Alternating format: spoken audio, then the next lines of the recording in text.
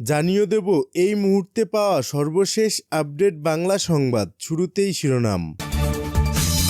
Cayman island ও 5 দেশে শেখ হাসিনার সম্পদের সন্ধান মিলেছে, থাকছে বিস্তারিত প্রতিবেদন। শেখ হাসিনার শাসনামল ছিল স্বৈরা শাসন, সহিংসতা ও দুর্নীতিতে ভরা, প্রধান উপদেষ্টা ডক্টর মোহাম্মদ ইউনূস। দেশে এখন যুদ্ধ পরিস্থিতি বিরাজ করছে, উপদেষ্টা মাহফুজ। প্রিয় দর্শক, পুরো রিপোর্টটি উপস্থাপন করছি, ভিডিওটি না টেনে দেখতে থাকুন। এবং গত 10 বছরে বাংলাদেশ ভারত সীমান্তে 305 বাংলাদেশিকে হত্যা করেছে ভারতীয় সীমান্তরক্ষী বাহিনী বিএসএফ। শুনছিলেন সংবাদ শিরোনাম, এবার বিস্তারিত। কেম্যান আইল্যান্ড ও 5 দেশে শেখ হাসিনার সম্পদের সন্ধান মিলেছে। চীনের বিশেষ প্রশাসনিক অঞ্চল হংকং সহ 5টি দেশে ও কেম্যান আইল্যান্ড দ্বীপপুঞ্জকে সাবেক প্রধানমন্ত্রী শেখ হাসিনার সম্পদের সন্ধান পাওয়া গেছে বলে জানিয়েছেন প্রধান উপদেষ্টার প্রেস সচিব শফিকুল আলম। রাজধানীর বেইলি রোডে ফরেন সার্ভিস একাডেমিতে আয়োজিত প্রেস ব্রিফিংয়ে তিনি এ তথ্য জানান। প্রেস সচিব বলেন, সাবেক প্রধানমন্ত্রী শেখ হাসিনা, তার পরিবার ও তাদের স্বার্থ সংশ্লিষ্ট ব্যক্তি প্রতিষ্ঠানের বিরুদ্ধে বিএফআইইউ ও যৌথ তদন্ত দল অনুসন্ধানে অবৈধভাবে দেশ বিদেশে বিভিন্ন সম্পদের সন্ধান পেয়েছে। তিনি বলেন, বিএফআইইউ ও যৌথ তদন্ত দলের অনুসন্ধানে যুক্তরাষ্ট্র, যুক্তরাজ্য, মালয়েশিয়া, সিঙ্গাপুর, হংকং এবং পশ্চিম ক্যারিবিয়ান সাগরের দ্বীপ কেম্যান আইল্যান্ডে শেখ হাসিনার সম্পদের সন্ধান পাওয়া গেছে। এছাড়া মালয়েশিয়ার একটি ব্যাংকে রাশিয়ার স্ল্যাশ ফান্ডের অস্তিত্ব পাওয়া গেছে।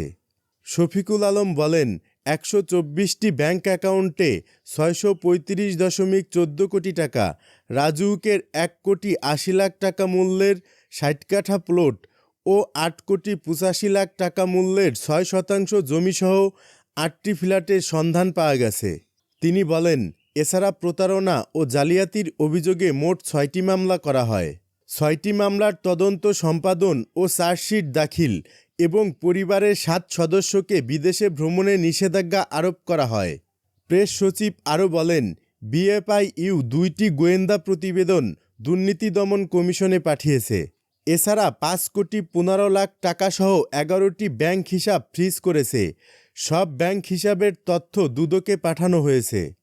শেখ হাসিনার শাসনামল ছিল স্বৈরা শাসন, সহিংসতা ও দুর্নীতিতে ভরা, প্রধান উপদেষ্টা ডক্টর মোহাম্মদ ইউনূস। প্রধান উপদেষ্টা ডক্টর মোহাম্মদ ইউনূস বলেছেন, শেখ হাসিনার শাসনামল ছিল স্বৈরা শাসন, সহিংসতা ও দুর্নীতির অভিযোগে ভরা। জুলাই ও আগস্ট মাসে কয়েক সপ্তাহের রক্তপাতের মধ্য দিয়ে এর চূড়ান্ত পতন হয়। ব্রিটিশ সংবাদ মাধ্যম দ্য গার্ডিয়ানকে দেয়া এক সাক্ষাৎকারে তিনি এসব কথা বলেন। সোমবার সাক্ষাৎকারটি প্রকাশিত হয়েছে। প্রধান উপদেষ্টা বলেন, শেখ হাসিনার দমনমূলক প্রশাসন, পুলিশের সহিংস দমনপীড়নের বিরুদ্ধে প্রতিবাদ বিক্ষোভে 1,400 জনের বেশি মানুষ নিহত হন। সেজন্য জাতিসংঘও তাকে মানবতা বিরোধী অপরাধের দায়ে অভিযুক্ত করেছে। হাসিনা অবশ্য সব অভিযোগই অস্বীকার করেছেন। তিনি আরও বলেন, তিনি যে ক্ষতি করেছেন তা ছিল ভয়াবহ। এটি ছিল আরেকটি গাজার মতো পুরোপুরি বিধ্বস্ত একটি দেশ। তবে এখানে ভবন নয়, বরং ধ্বংস হয়েছে সব প্রতিষ্ঠান, নৈতিকতা, জনগণ, আন্তর্জাতিক সম্পর্ক। তার শাসনে কোনো সরকার ছিল না, ছিল দস্যু পরিবার। ভারতে আশ্রয় নিয়ে শেখ হাসিনা নতুন বাংলাদেশ নিয়ে অপপ্রচার চালাচ্ছেন জানিয়ে তিনি বলেন, ভারত তাকে আশ্রয় দিয়েছে, এটা মানা যায়। ভারতকে ব্যবহার করে আমরা যা যা করছি তা নষ্ট করার প্রচারণা চালাতে দেওয়াটা বিপজ্জনক। এটি দেশকে অস্থিতিশীল করে তোলে।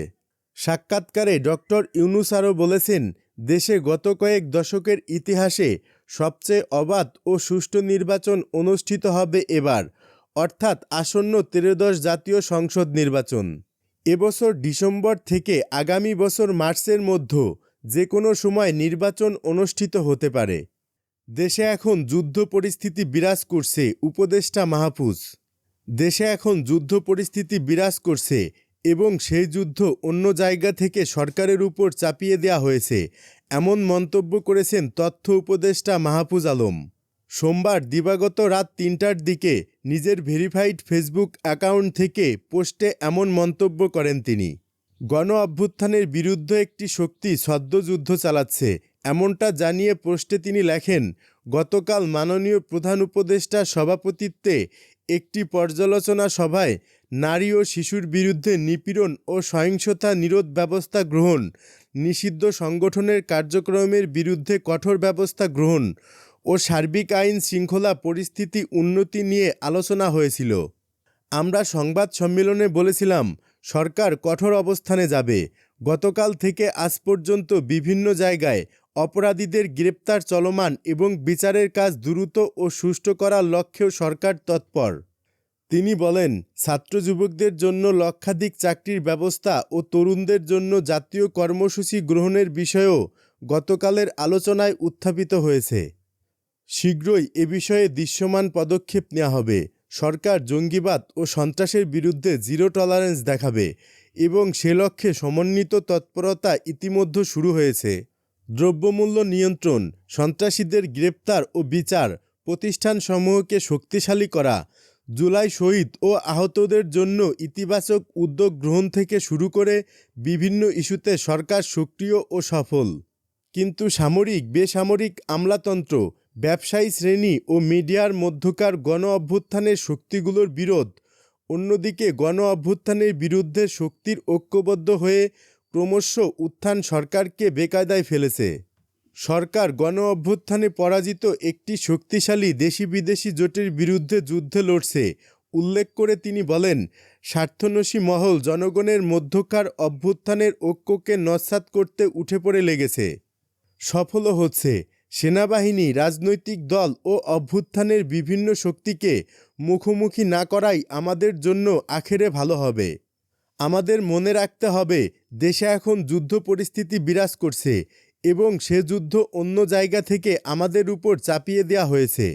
একটা কন্ট্রোল রুম থেকে সে যুদ্ধের প্রতি সপ্তাহ ও দিনের কর্মসূচি চালু করা হয় ও মনিটর করা হয়। আমাদের সে যুদ্ধের বিরুদ্ধে ঐক্যবদ্ধ হয়ে প্রতিরোধ গড়তে হবে। পোস্টে তিনি আরও উল্লেখ করেন, রাষ্ট্র সংস্কার, গণহত্যা ও লুটপাটের বিচার, প্রতিষ্ঠানসমূহের পুনর্জীবন ও গণতান্ত্রিক রূপান্তর সহ নানা বিষয় আমাদের লক্ষ্য থেকে হারিয়ে যাচ্ছে।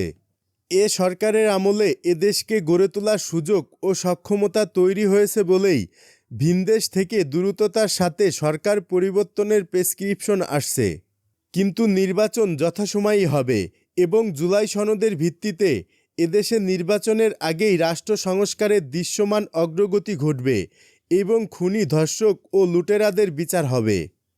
সীমান্তে 10 বছরে 305 বাংলাদেশিকে হত্যা করেছে ভারতীয় সীমান্তরক্ষী বাহিনী বিএসএফ। গত 10 বছরে বাংলাদেশ ভারত সীমান্তে 305 বাংলাদেশিকে হত্যা করেছে ভারতীয় সীমান্তরক্ষী বাহিনী বিএসএফ। মানবাধিকার সংস্থা হিউম্যান রাইটস সাপোর্ট সোসাইটি এর এক প্রতিবেদনে এমন তথ্য উঠে এসেছে। প্রতিবেদনে বলা হয়েছে, সীমান্তে বিএসএফ কর্তৃক শুধু 2024 সালে 57টি হামলার ঘটনা ঘটে। 2025 সালের জানুয়ারি থেকে 8 মার্চ পর্যন্ত বিএসএফ কর্তৃক 15টি হামলার ঘটনায় 4 জন বাংলাদেশি নিহত, 10 জন আহত, 5 জন গুলিবিদ্ধ হয়। এ সময় সীমান্তে ভারতীয় নাগরিক ও খাসিয়াদের হামলায় 3 জন বাংলাদেশি নিহত হয়েছেন। সীমান্তে হত্যাকাণ্ড বন্ধের আহ্বান জানিয়ে মানবাধিকার সংস্থাটি জানিয়েছে, বিভিন্ন সময়ে দ্বিপাক্ষিক বৈঠকে সীমান্তে হত্যাকাণ্ড শূন্যের কোঠায় নিয়ে আসার ব্যাপারে বাংলাদেশ ও ভারত সিদ্ধান্ত নিলেও এই ধরনের ঘটনা প্রতিনিয়ত ঘটছে। আমরা উভয় দেশের কর্তৃপক্ষকে এই সংকটের স্থায়ী সমাধানের লক্ষ্যে গঠনমূলক সংলাপ এবং কার্যকরী পদক্ষেপ গ্রহণের মধ্য দিয়ে সীমান্তে হত্যাকাণ্ডের সংখ্যা প্রকৃতপক্ষে শূন্যে নিয়ে আসার বিষয়ে আহ্বান জানাই। এছাড়া সীমান্তে পূর্ববর্তী সকল হত্যাকাণ্ডের সুষ্ঠু তদন্ত করে বিচার নিশ্চিত করতে আহ্বান জানিয়েছে সংস্থাটি।